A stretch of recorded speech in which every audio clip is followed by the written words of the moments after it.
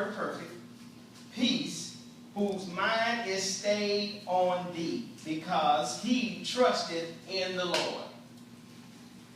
What does the word perfect mean? Huh? Okay, yeah, y'all remember. Okay. Finished. The word perfect means finished. It means done. It don't mean ain't nothing wrong with it. Hello, somebody. So it don't mean there's nothing wrong. When a situation is perfect, that means it's nothing wrong with it, ain't nothing else to do to it. Yeah. It don't mean that it ain't warped. It don't mean like the relationship, my relationship with my wife, to us, it may be perfect, but it doesn't mean we don't have issues. It just means it's finished. And that's when Jesus was on the cross, he said, it is finished. That means he was saying it is perfect. It's just the way I want it. Perfection lies in the eyes of the person creating whatever they're creating. Because to you, like some art is abstract, it looks crazy to me. But to the artist, it's perfect. Because they know what they're looking for, right? Okay, and we said peace. We think peace means silence, right? And calm. Okay?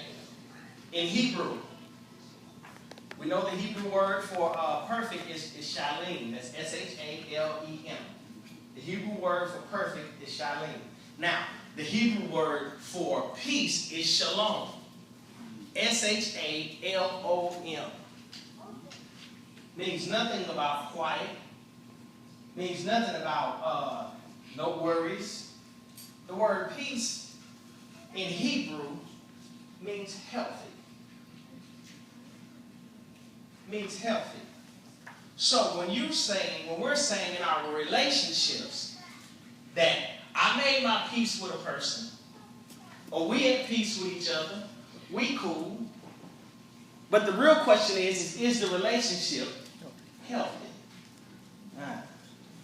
So if something's healthy, that means I don't have a problem with it. Uh-oh.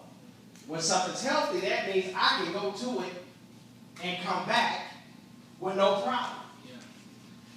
Just because a person is not around you and you don't talk to them every day, it don't mean that you're at peace with them. Understand that?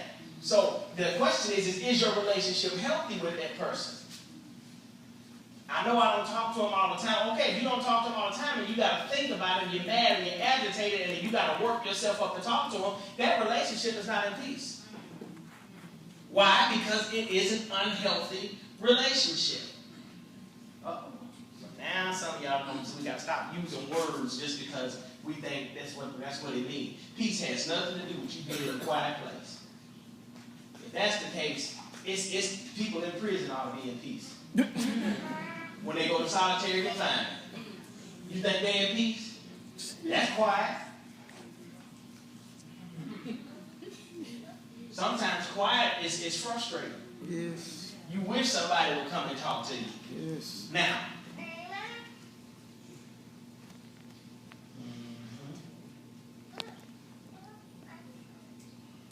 Philippians chapter 4, verse 5 through 7.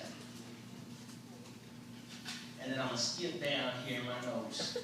I actually got some notes. What does Philippians say? Chapter 4. Rejoice in the Lord always. Say verse 5.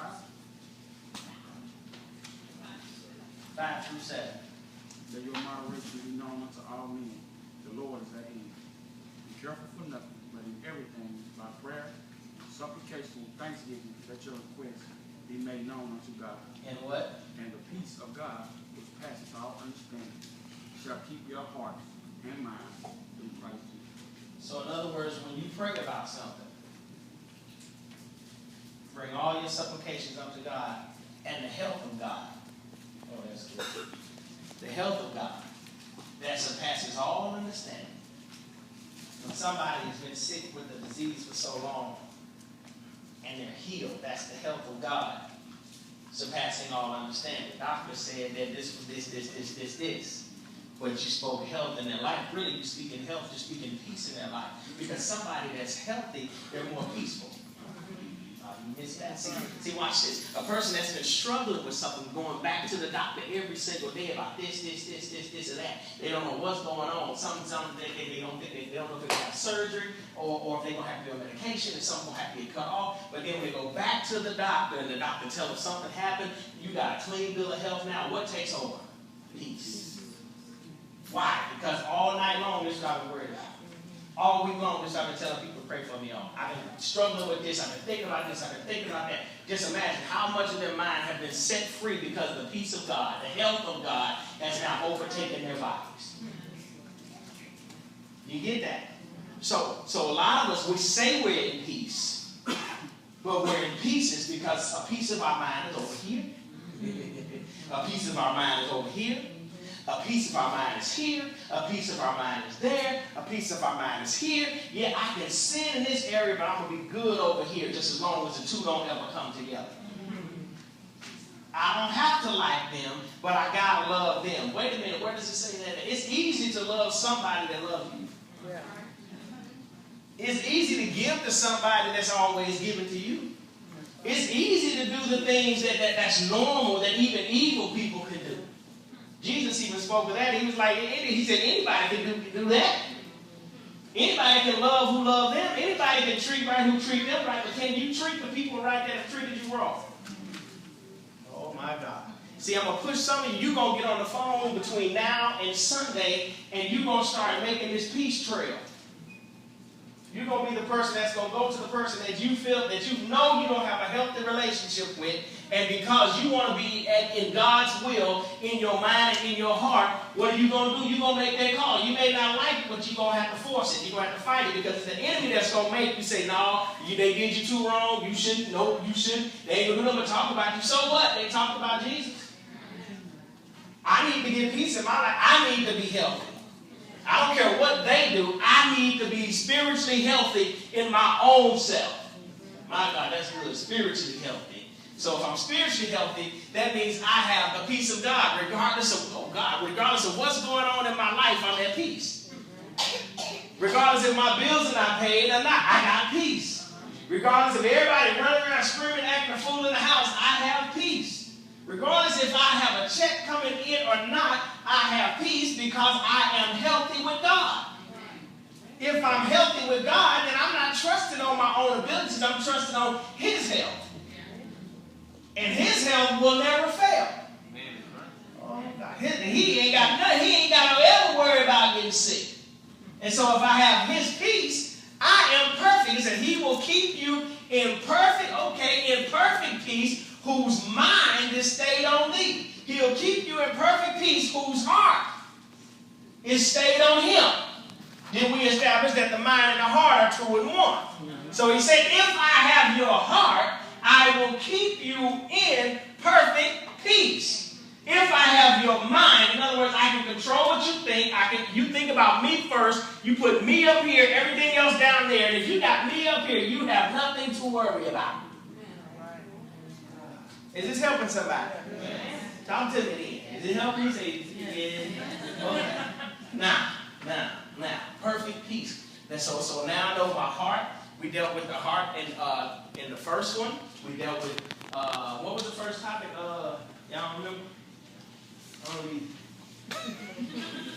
I got over 141 sermons in this thing, so don't trust me. I don't remember everything. Anyway, you know what the first one was about. Dealing with your mind and your heart and how we handle relationships, and then not knowing your value, not knowing your worth. Right? But then what was the second one? It was just last week. Crumb snatchers on pride issue. Right? We dealt with pride. And so now you see the correlation is when your mind is not right when it comes pertaining to people. Pride can set in because you don't want to apologize. Pride is what's holding your peace. Pride has your peace in a chokehold.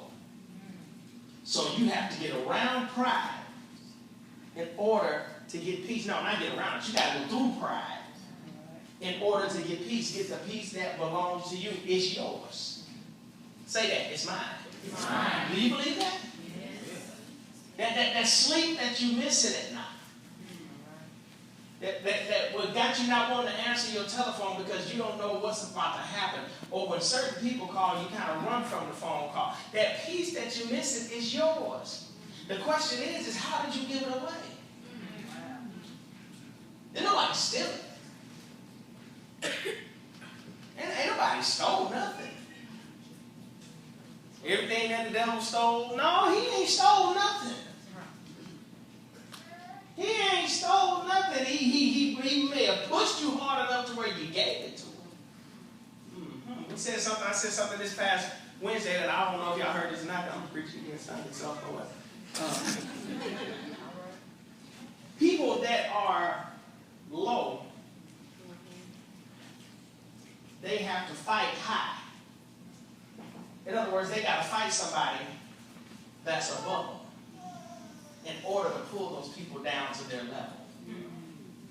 So anytime you have somebody that's always under your skin, always agitating, that's holding your peace, you got to stop and think, wait a minute, I am above that. And if I respond to that, that means I relinquish my position and I step down. And so when you step down, you don't know what kind of hell you're about to be in when you leave your post. Why? Because you're out of your territory when you step down. That's why things get hard on you in life, simply because when you leave who you are to go back to who you used to be, you don't know how to fight on that level anymore because you've been elevated. And there's more of them down there than there is of you. I don't care how much Holy Ghost you got. You ain't finna walk up in no strip club with a Bible and sing for it. Because there's more of them there than it is of you. So you still got to be wise about the battle that you choose. So now. So your peace, pride has been holding your peace all of this time. And somebody say, I'm going to get it back. I'm going to get it back. We're going to see if y'all going to get it back. Now, God, how many know that God is not the author of confusion? You believe that? Yes. 1 Corinthians 14:33.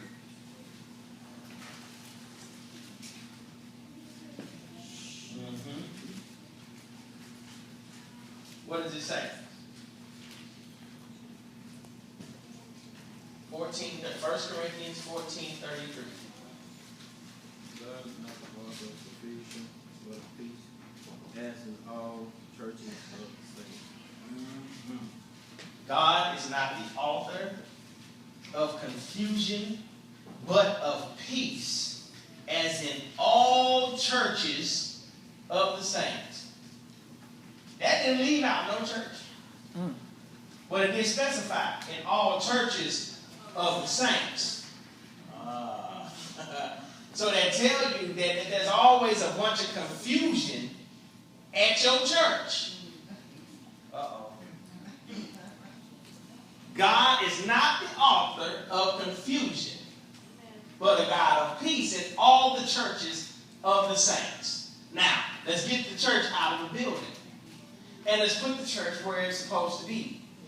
Here. He's not the author of confusion, but he is the God of peace here. In other words, regardless of what's going on out there, I have peace where? In here. Where's here? Here. Here. Come on, you got to talk. You got to speak this thing. I have peace where? Here. Where's here? Come on, where? Do you have peace within yourself? Yes. You have peace within yourself. So if you have peace within yourself, that means you ought to be able to give what's in you to somebody else. Amen. So you might need to rewind. Am I giving peace? Better than it. Am I giving peace? Me too. Or am I giving frustration? Or am I giving anger? Am I giving resentment? Am I giving a hard time?